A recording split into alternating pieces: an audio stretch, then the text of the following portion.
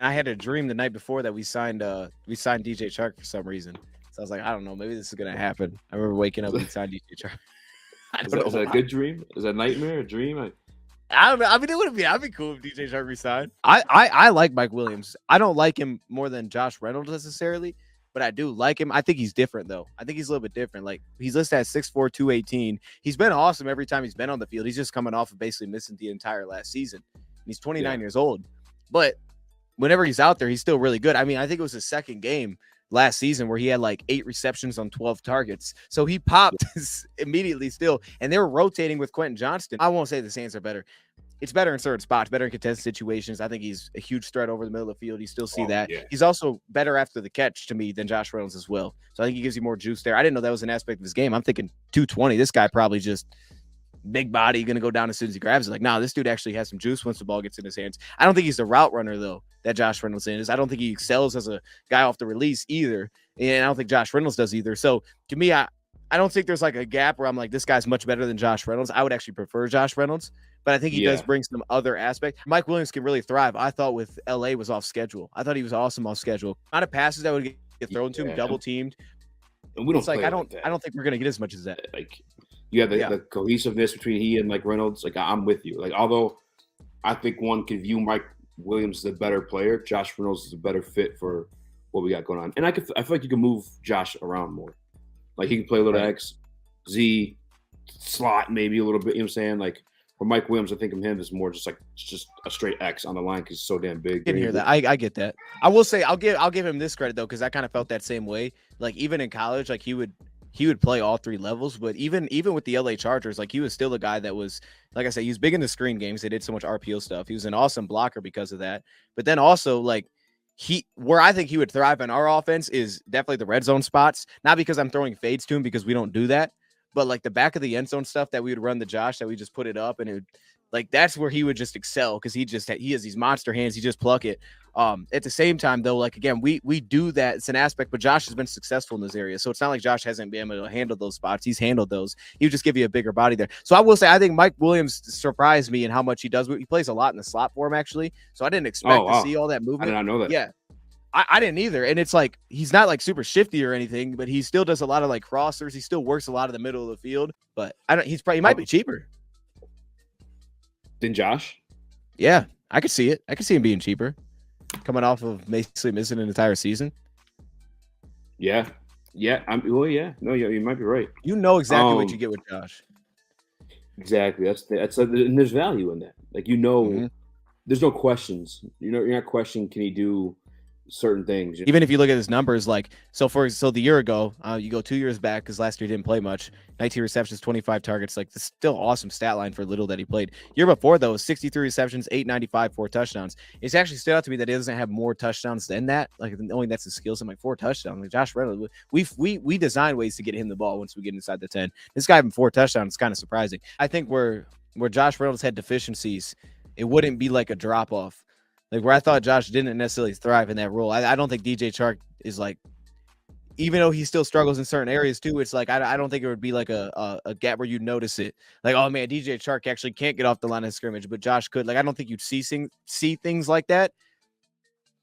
That's where I thought he surprised me, is because when he started to open up, like, oh, I could attack the middle of the field and stuff like that too. I was like, all right, he's not just a deep threat. So I liked it. And then he also brought kind of more of the drag routes and crossers. When he was running those, like, he actually had a lot more effectiveness than Josh Reynolds. He was running away from dudes at times. He was clutch for us too.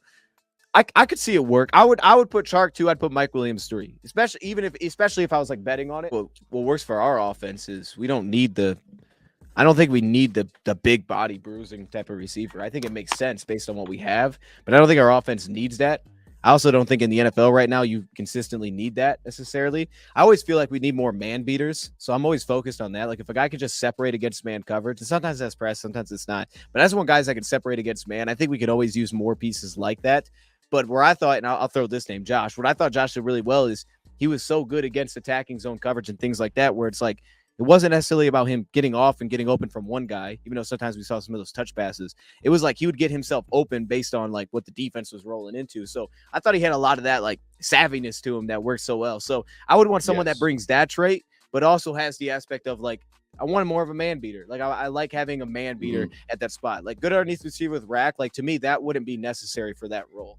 I think we have pieces like that. I'm always good with guys that run after catch, but that's not the role that I'd be looking for if I'm like trying to replace a Josh Reynolds type. Is like someone that's good in level 1 because that's not. I have a lot of level. Jahmyr Gibbs, Sam Laporta, Amon-Ra St. Brown, Khalil Frank. Like I got a lot of guys that'll eat underneath. I need guys that can now be consistent level 2 because you'll get the occasional shot play with Jared Goff. He's not going to live in that world. His shot plays will be 20 yards, balls in the air. So it's like the post and things that Josh could run, which Mike Williams was good at too. And J-Mo. Yeah, I mean, J-Mo really came alive there, man. He really did because there always felt like there was timing issues with J-Mo. Like he would run a cross route and Goff would throw like way behind him. And it was like, what the heck are we doing? He like throw it at the ground. Those things looked always so far off. And then I thought J-Mo like really started to figure it out where he would like run his route and then he kind of slow it down as he was like getting in the way for Jared Goff. And then they were connecting. And it was like, all right, this is working now. So like he really did. He really started putting that together at the end of the year. I kind of fell in love with Leggett out of South Carolina.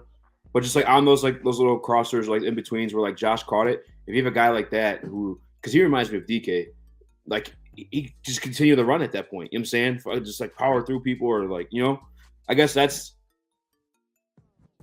where I'm at, I guess. But I'm also, again, I'm biased because I'm in love with that kid as a prospect, like just in general, not even just for us. I think he's gonna be a dog. And I mean, run after catch is like, from the way we always did it, was like one of the most important traits that you could have.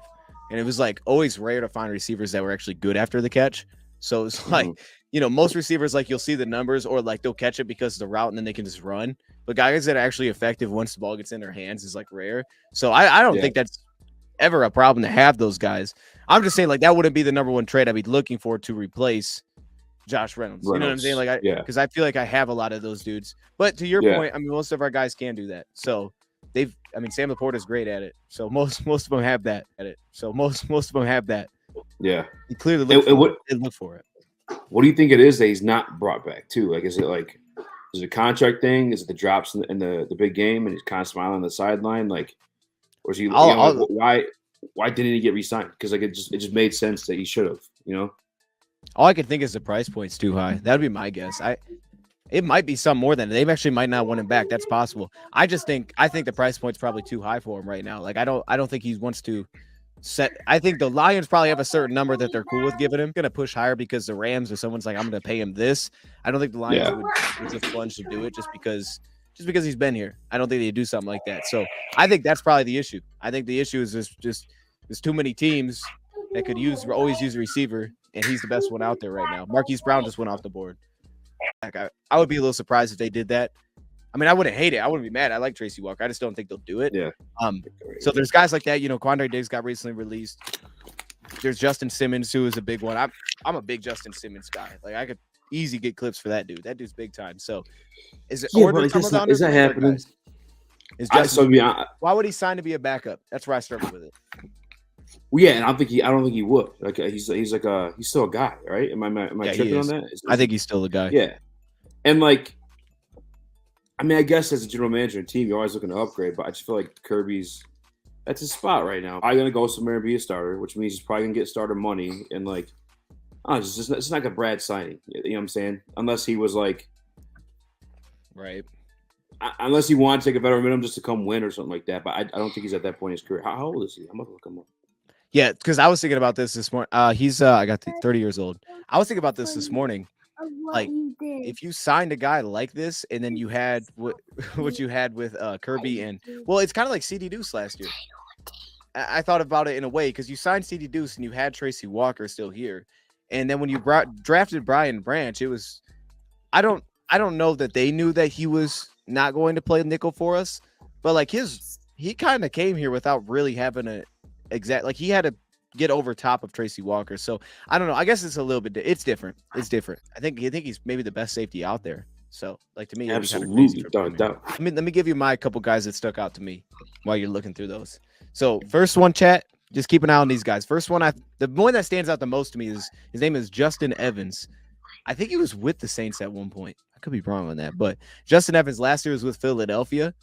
I think he's a former second-round pick. He had a knee injury, so he's already checking boxes. He had a knee injury, but at the same time, like I don't know when he's going to come back. But he went on IR and he was done for the season, so he didn't really play much. But bro, Justin Evans, 28 years old, 6 foot, 199. He was a dude that popped when I was watching him, because the biggest issue that I had with him is that they would do 3 safety sets with Philadelphia when he was there, and he would go down, he'd match up tight ends. He was not very good at that. But outside of doing that, like if they just left him at safety, I thought he was super effective. He was a very good run defender.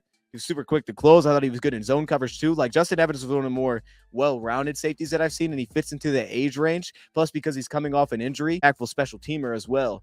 Put him behind those two at that age, and then just kind of like, there's flexibility here. We can put him in different spots. So that's my first one. I think Jordan Fuller is probably near the top of the market too. I'll go with a veteran here. This one probably won't happen because he's 31.9. Based on your thing, this is no chance it's going to happen. Adrian Phillips from New England.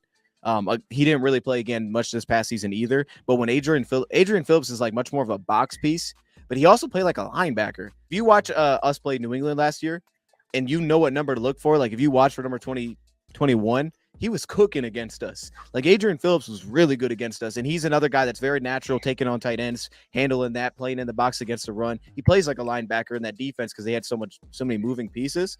So I'm going to put Adrian Phillips up there. Here's the stats: 2022, 60% completion percentage, 96 pass rating allowed. Now this past year, it was very small. He only gave up 4 receptions on 5 targets, but it was 110 pass rating. So pulled back a little bit. Branch can move to safety. No, I don't think Branch is going to move to safety. I think he's big time at slot. I wouldn't move him out of his spot. Plus, if I put him at safety, he's no longer a starter, which I would not want that. Or he would be a starter, but that if you're someone would become a bench player. If we needed to, you could.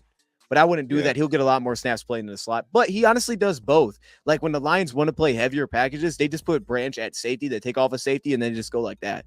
So I think Branch will kind of do what he did last year. Last guy I have was a guy that I've seen him on a lot of lists. Like a lot of teams, or not teams, a lot of fans want him. That would be, he's another kind of strong safety, but it'd be Julian Blackman.